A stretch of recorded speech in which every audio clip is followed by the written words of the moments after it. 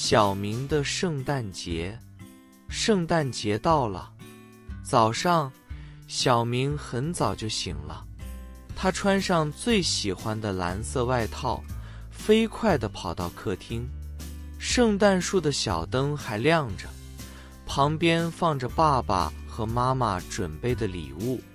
妈妈听到声音，走进客厅说：“小明，圣诞快乐！”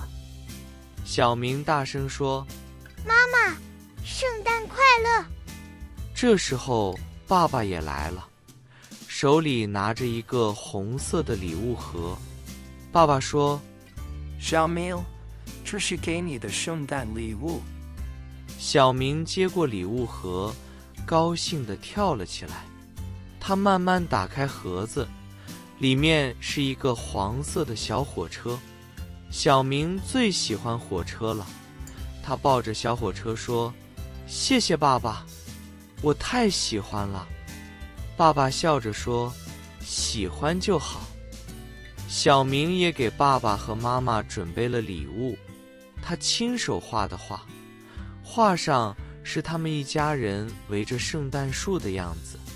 妈妈接过画，眼睛红红的，说：“这是我收到最好的礼物。”妈妈把画贴在了冰箱上，让家里每个人都能看到。早餐时间到了，妈妈端出了昨天和小明一起做的圣诞饼干。饼干是圆形的，上面有红色和绿色的糖霜，看起来很好吃。小明拿起一块饼干尝了尝，甜甜的，香香的。他说：“妈妈，我们做的饼干真好吃。”爸爸也吃了一块，点头说：“确实很棒，小明的功劳最大。”上午，邻居家的小红来了。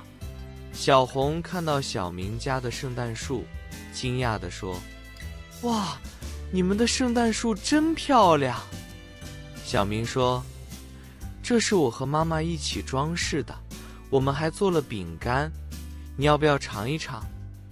小红说：“好呀，谢谢小明。”小明和小红一起玩了小火车，还一起在客厅里唱歌。妈妈给他们端来牛奶和饼干，看着他们开心的样子，妈妈也笑了。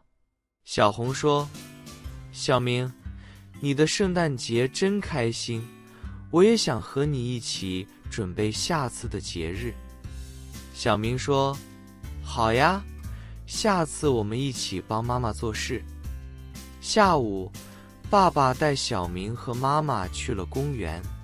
公园里有很多人，还有一棵很大的圣诞树，比小明家的圣诞树高多了。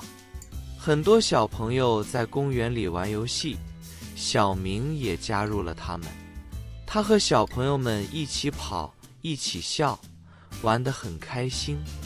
晚上，他们回到家，妈妈做了很多好吃的菜，有鱼，有肉，还有小明喜欢的蔬菜。